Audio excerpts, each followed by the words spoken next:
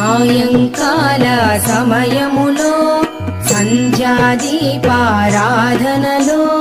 వచ్చును తల్లి మహాలక్ష్మి, వచ్చును తల్లి వరలక్ష్మి.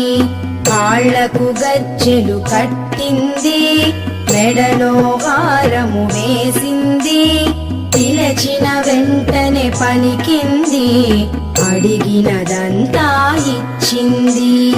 సాయంకాల సమయములో సంధ్యాదీపారాధనలో వచ్చును తల్లి మహాలక్ష్మి, వచ్చును తల్లి వరలక్ష్మి.